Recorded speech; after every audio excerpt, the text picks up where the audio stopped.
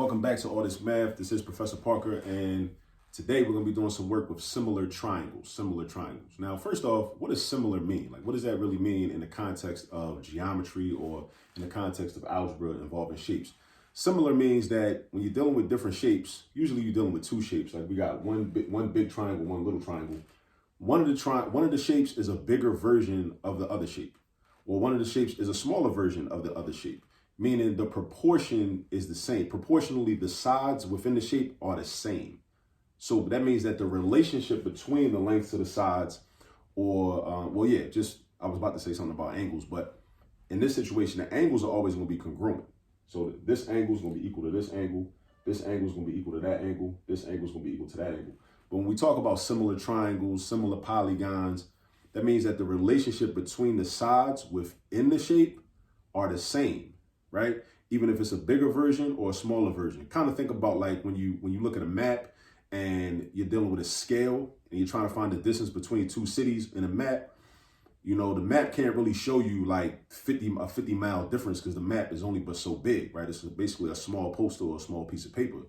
So there's a scale that they reduce, right? The distance between the cities is in the same relationship or the same proportion to the actual distance, right? So a 50-mile difference might be represented by a 1-inch difference. You know what I mean? So that means a 100-mile difference might be represented by 2 inches on the map, and so on and so forth. So basically, when we're dealing with problems with similar triangles and we're trying to find missing values, we got to set up an equation. And our equation is going to be a proportion. Now, what is a proportion? A proportion on paper, the way it looks like is you got one fraction equal to another fraction. That's what a proportion looks like. One fraction equal to another fraction. And then from there, you can do different things. Like typically, I like to cross multiply to get rid of the fraction. And then I just follow my typical algebra steps to solve for the variable. Now, we're trying to find x and y. And we know that the triangles are similar, right? That's given information that the triangles are, in fact, similar, right?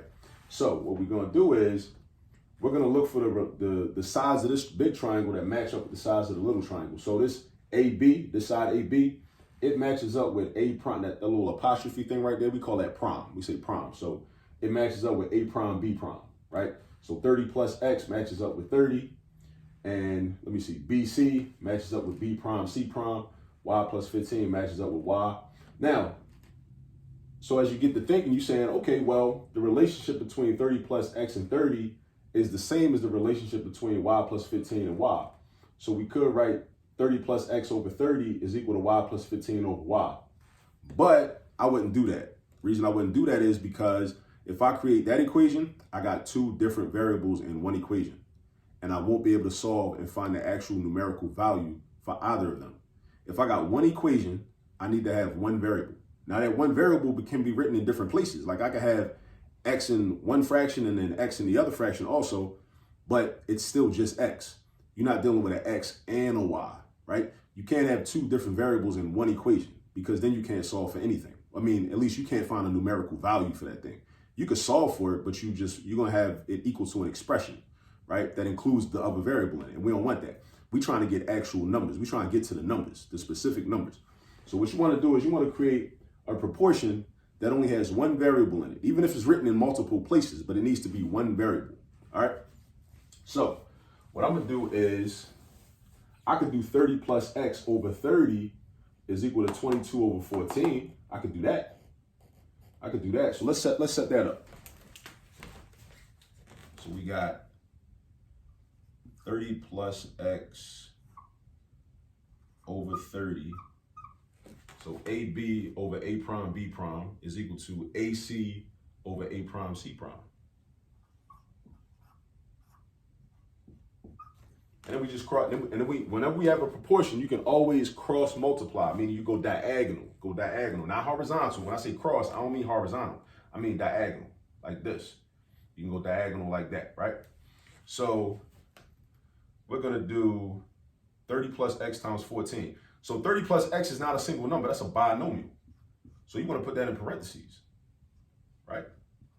So we got 30 plus X times 14, and that's equal to 30 times 22. So you went diagonal and diagonal. 30 plus X times 14 is equal to 30 times 22. So now 30 times 14, let's do our multiplication. Distributive property. 30 times 14, I like multiplying by what I call happy numbers, numbers that end in 0, right? Think Happy River, the former name for the Nile River in Africa, right? So I just do 3 times 14. I pretend that 0 is not even there. I do 3 times 14, which is going to be 42. 3 times 14 is 42. That's a multiplication factor we should all memorize. 3 times 14 is 42. Then you just attach that 0, so you got 420. So we got 420 plus 14x is equal to, and then I'm doing another happy number, another 30. 30 times 22. So 3 times 22, I'm going to do that. That's going to give me 66. Then I'm going to attach a 0. So then I'm going to have 660. All right? 420 plus 14x equals 660. Now I'm just using my typical algebra steps. I got to get rid of this 420. So I subtract 420 on the left. I subtract 420 on the right. That's going to give me 14x equals, what's 660 take away 420? So 660 take away 460 would be 200, add the 40. Yeah, so this is going to be 240. All right, so 14x is going to be equal to 240. Now, this 420 is going because I subtracted it, right? Because I wanted to isolate the 14x.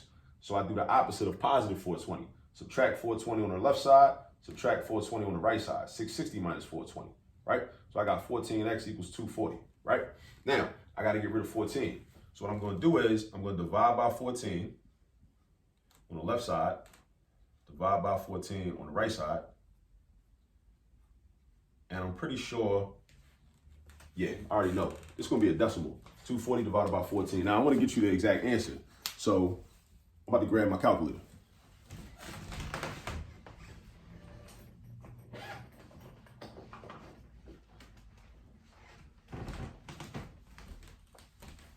All right, so I grab my calculator, and I do 240 divided by 14, which is 17.142857114. I'm gonna round them off to like 2 decimal places. 2 decimal places. So I'm gonna say that's 17.14. So x equals 17.14. Right? Now I want to find what y is. So in order to find what y is, I got to create a proportion for that. So whenever you're dealing with similar polygons, similar triangles, what you want to do is you want to create a proportional equation like we did right here, using the sides that match up. All right. AB matches up with A prime, B prime. BC matches up with B prime, C prime. Now, another thing we could have did was we could have set it up like, because when we end up cross multiplying, we're going to end up with the same equation basically, right? We could have did AB over BC is equal to A prime, B prime over B prime, C prime. We could have did it like that too. We still would have ended up with an equation that looks similar to this. So that's why we got options. When we're dealing with similar polygons or similar triangles, we got options, right? You just got to understand the concept, right? Look for the sides that match up. Use those sides, create an equation, a proportional equation, right? Because a fraction is just a relationship. A fraction is just a relationship between different numbers with different values, right? So the relationship between AB and A prime, B prime is the same as the relationship between AC and A prime, C prime, right? So now I want to find out what y is. So I'm going to do BC over B prime, C prime is equal to AC. I'm going to use AC and A prime, C prime again because they just straight numbers. I'm going to use those again to my advantage. So I'm going to have y plus 15 over y is equal to 22 over 14. So this over this is equal to this over this. And look how the sides match up. BC matches up with B prime, C prime. AC matches up with A prime, C prime, right? They match up, right? Let me fix this real quick. All right, there we go. All right, so so now we can cross multiply. So now we got that times that and that times that. So I'm gonna have 22y is equal to 22 times y plus 15. So I got 22y, and I use my distributive property. 22 times y is 22y. Don't forget to do the 22 times the 15 also. A lot of people forget that. A lot of people, when they use distributive property, they just do the 22 times the first term in the parentheses. They don't do 22 times both terms in the parentheses. That's a problem. So we're going to do 22 times 15. I'm going to try to do it with mental math without breaking out the calculator again. 22 times 10 is 220. I break this 15 down into 10 plus 5, right? 22 times 10 is just going to be 220. Just attach a 0 to 22. You get 220. 22 times 5, that's 110. Because 20 times 5 is 100. 2 times 5 is 10. So 220 plus 110, that's going to be 220 plus 100 is 320. 320 plus 10 is 330, right? That's that new math, right? It's helpful. I'm trying to tell you. It's helpful. Once you learn it, you got to learn it, though. If you don't know it, you're going to hate it. But once you learn it, it's going to be your best friend. So 22y plus 330. Let me make sure that's right. 220 plus 110, 220, 320, and 10. Yeah. All right. So now, whoa, let me see something. 22y. Let me see. 22. Oh, what am I doing? I'm tripping. Look at this. This ain't supposed to be a 22. I hope somebody that was watching this caught on to that and peeped the mistake. See, y'all make mistakes. It should be 14 times y plus 15. I was doing too much. Wasn't paying attention. So this should be, that's going to change. I knew something wasn't right because my y's was about to cancel out and I was going to have no solution, basically. So this should be 14 times the quantity y plus 15. That's a 14 right there. Times the quantity y plus 15, right? Cross cancel. I'm tripping. What I was doing was I did 22 times y plus 15, right? So then we're going to have 14y and 14 times 15. So 14 times 15, well, I know that 14 times 14 is 196. That's a perfect square, 196. So if I just do 14 one more time, right? Because that's 15 14s instead of 14 14s. 14 times 15. I could just add 196 to 14. Then that gives me, let me see, 210. That gives me 210.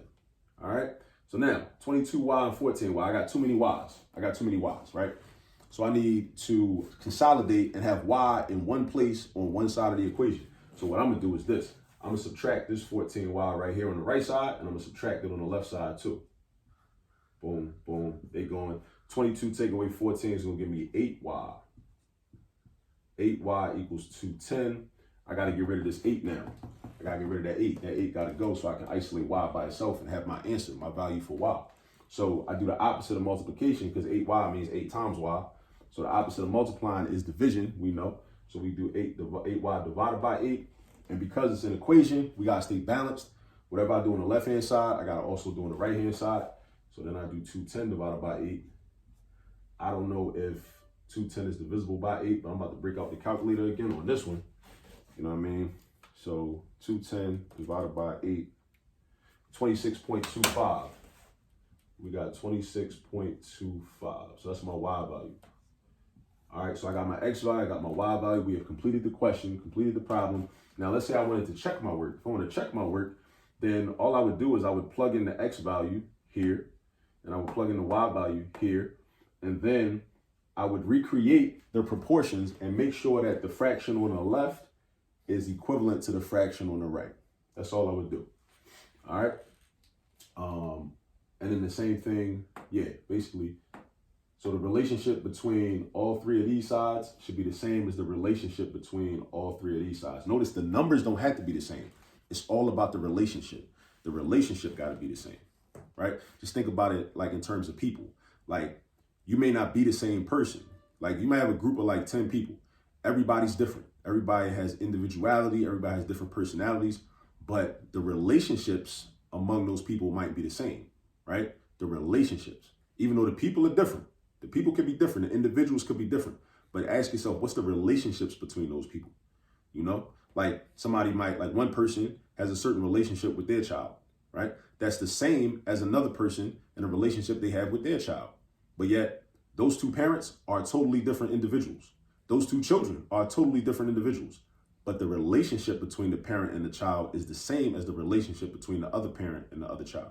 So that's what you got to think about. That's one way to conceptualize, right? Instead of just knowing how to do the work, how to solve for X and Y, create the equation, boom, boom, boom, cross multiply, do what you got to do, whatever. Instead of just knowing how to do that, which is important because that's part of the algorithm, what we call an algorithm, a set of steps that we use to achieve an answer, right? Also think about the concept, like what's really going on. Like what does a proportion really mean? What does a fraction really mean, right? Think about all those things, you know what I'm saying? So this is an example of finding missing values when you're dealing with similar triangles.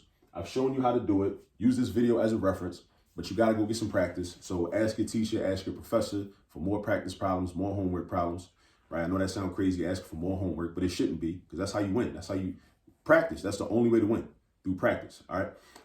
If you can't do that, go online and just look up, problems, do an online search for worksheets on finding or doing calculations with similar triangles, or finding missing values in similar triangles or in similar polygons, and you'll be good. All right. So you go get some practice. I'll catch up with you on the next video. Peace.